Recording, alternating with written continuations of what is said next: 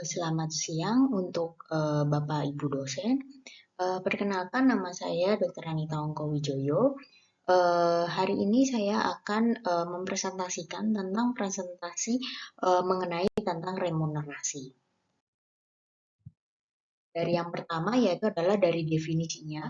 Menurut Gies pada tahun 2021, remunerasi ini merupakan pembayaran yang diberikan oleh pemberi kerja kepada penerima kerja sebagai imbalan atas jasa yang telah diberikan. Jasa yang dimaksudkan dalam hal ini adalah meliputi dari 3 hal, yaitu adalah dari waktu, usaha, serta kemampuannya.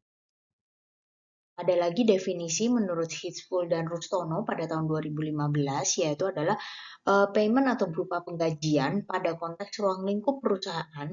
Remunerasi ini merupakan suatu tindakan balas jasa serta imbalan yang diterima oleh karyawan dari pimpinan atau pusat atas kerja yang diberikan karyawan untuk keberhasilan tujuan perusahaan. Nah, remunerasi ini merupakan hal yang sangat penting dilakukan perusahaan bagi karyawan untuk memenuhi kebutuhannya setelah menyelesaikan berbagai pekerjaan yang telah dilakukan. Nah, teori remunerasi ini ada beberapa teori. Dari yang pertama itu adalah dari teori reinforcement. Teori ini menggambarkan khususnya bagaimana orang mempelajari perilaku dan belajar bagaimana berbuat atau beraksi. Nah, teori ini mengamati bahwa perilaku yang menghasilkan hadiah atau imbalan itu cenderung biasanya akan berulang atau akan diulang orangnya.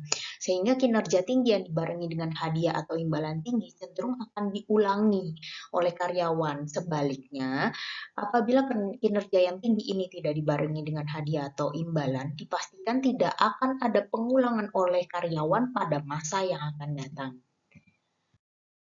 Kemudian teori yang kedua yaitu adalah teori ekspektansi. Menurut Lunenburg, mengkaji ekspektansi teori ini yang mengidentifikasi beberapa hal yang penting yang dapat dilakukan karyawan dengan mengubah upaya individu, harapan kinerja ke harapan imbalan atau hadiah. Nah, teori ini dilandasi oleh 4 asumsi, yaitu adalah orang bergabung pada organisasi dengan harapan tentang kebutuhan, motivasi, dan pengalaman. Yang kedua, perilaku individu adalah hasil pilihan sadar. Yang ketiga, orang menginginkan hal yang berbeda dari organisasi seperti gaji yang madai, keamanan kerja, tantangan, dan kemajuan. Yang keempat, orang akan memilih di antara alternatif untuk mengoptimalkan hasil bagi mereka secara pribadi. Nah, yang ketiga itu adalah teori equity. Teori ini diharapkan ada kesetaraan dan keadilan dalam struktur pembayaran remunerasi.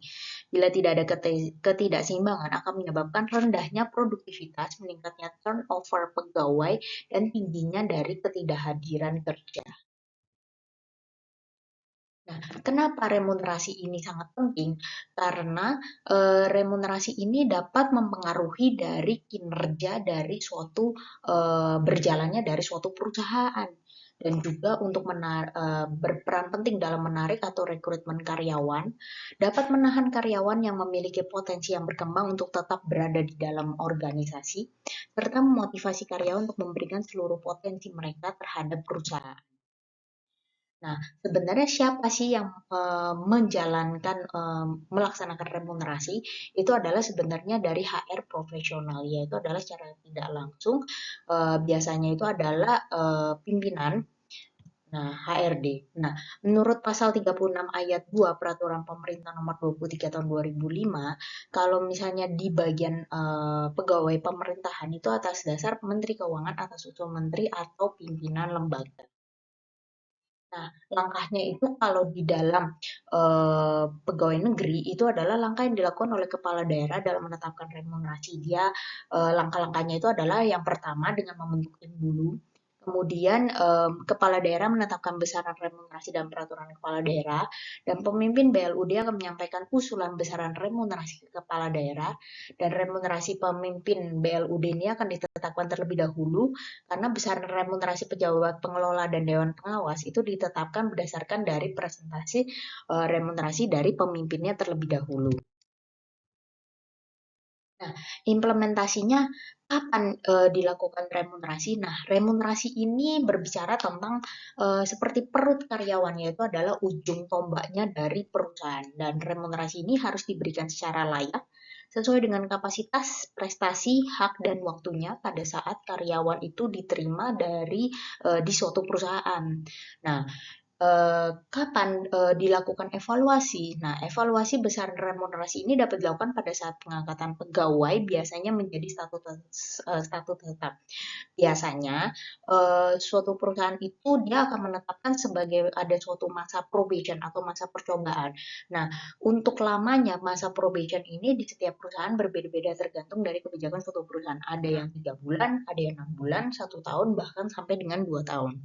Nah, evaluasi ini sih lebih baik dilakukan jika dalam 6 bulan sampai 1 tahun sekali sesuai dengan jabatan, kompetensi, dan kinerja setiap pegawai. Nah, remunerasi ini bisa nggak sih dirancang ulang? Oh bisa, dengan dipengaruhi oleh apa? Biasanya ada faktor internal dan faktor eksternal. Nah, faktor internalnya apa? Seperti ada perubahan struktural atau jabatan pegawai sehingga terdapat perubahan dari ABI, ABK, analisis beban kerja. Atau bisa juga pegawai tersebut terjadi peningkatan tingkatan pendidikan, misalnya menempuh S2, S3 gitu.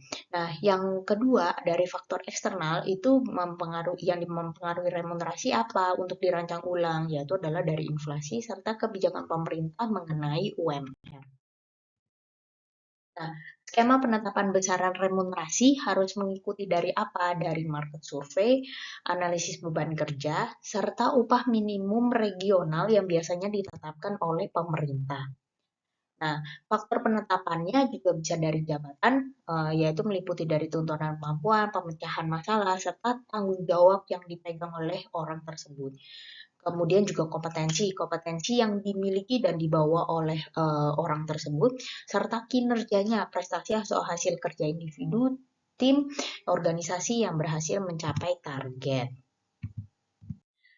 Nah, yang selanjutnya itu adalah dari aspek analisa remunerasi. Untuk di bagian karena saya bekerja di pegawai pemerintahan, maka aspek analisa remunerasi di bagian pemerintahan ini adalah meliputi dari 4, dari proporsionalitasnya, dari aset dan pendapatan dari setiap tempat itu, dari sumber daya manusianya, serta jenis layanan dari BLU-nya.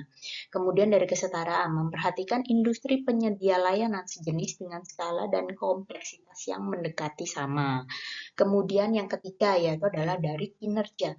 Kinerja yang telah ditetapkan oleh Kementerian Negara atau lembaga.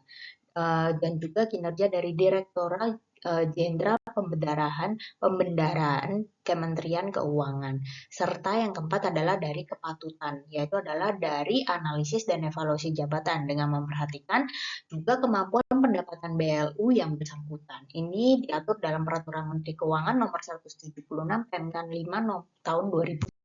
Nah, yang selanjutnya ini adalah implementasi remunerasi karena saya sebagai pegawai negeri sipil. Nah, implementasi remunerasi PNS di Puskesmas itu terdiri dari apa aja? Yang terrealisasi sampai sekarang ini adalah dari yang pertama dari gaji, kemudian juga ada tunjangan tetap, pensiun, dan juga ada insentif. Nah, nanti ada pesangon untuk yang sudah pesangon dan bonus atas prestasi. Namun hal ini belum terwujud untuk sekarang ini. Indikator penilaian remunerasi pada pegawai negeri sipil di Surabaya ini adalah ada 4, yaitu adalah berdasarkan dari pengalaman dan masa kerja, keterampilan ilmu, pengetahuan dan perilaku, resiko kerja, serta dari tingkat kegawat darurat. Dalam penetapan dari remunerasi atau penjelasan remunerasi ini ada banyak masalah nih yang dihadapi. Biasanya adalah dari yang pertama, masalah penetapan remunerasi dapat menimbulkan masalah ketika kontrol dari masyarakat sipil itu tidak efektif. Jadi, elit birokrasi dan politik dapat bersekongkol untuk memperbesar pendapatannya tanpa didahului dengan perbaikan dengan kinerja yang jelas. Kemudian 2, kurangnya evaluasi berkala dari remunerasi ini. Terkadang banyak perusahaan yang tetap menggunakan sistem penggajian yang sudah baku sejak perusahaan ini berdiri tanpa dievaluasi kembali dengan menyesuaikan dengan indikator penilaian penetapan dari remunerasi. Ketiga, tidak mempertimbangkan perbedaan dalam lingkup pekerjaan, tanggung jawab, atau kontribusi yang signifikan antar pegawai. Jadi pegawai yang bekerja lebih keras atau memiliki tanggung jawab yang lebih besar dapat merasa tidak dihargai jika sistem remunerasi ini tidak membedakan secara adil berdasarkan dari kinerjanya. Nah, pengukuran remunerasi yang tidak efektif ini akan mengakibatkan pegawai ini menjadi bermalas-malasan, tidak bermotivasi untuk meningkatkan dari kinerja mereka. Karena toh saya bekerja lebih berat pun atau lebih rajin pun saya tidak akan mendapatkan apa-apa dari perusahaan seperti itu. Yang keempat adalah tidak transparan. Jadi ada beberapa banyak perusahaan yang kurang terbukanya bagaimana penilaian kinerja dilakukan dan bagaimana remunerasi itu dihitung. Nah, jika proses penilaian dan perhitungan remunerasi ini tersembunyi atau tidak dapat dipahami dengan jelas, nah pegawai mungkin akan merasa tidak puas atau meragukan dari keadilan sistem tersebut. Rekomendasi untuk mengatasi masalah yang timbul dalam remunerasi ini adalah yang pertama, pemerintah harus membuat regulasi yang mengatur tentang kriteria remunerasi berbasis kinerja dan kisaran dari upah minimum regional. Kemudian dilakukan juga evaluasi secara berkala dalam penetapan remunerasi dengan mempertimbangkan apa saja, yaitu adalah dari faktor jabatan, kompetensi, dan kinerja. Pengukuran remunerasi ini juga perlu untuk mempertimbangkan perbedaan dalam lingkup pekerjaan, tanggung jawab, dan kontribusi yang signifikan antar pegawai, sehingga motivasi untuk berkinerja akan menjadi lebih baik. Dan juga sistem pengukuran remunerasi ini harus transparan sehingga pegawai itu dapat memahami bagaimana penilaian kinerja dilakukan dan bagaimana juga remunerasi itu dihitung untuk diri mereka.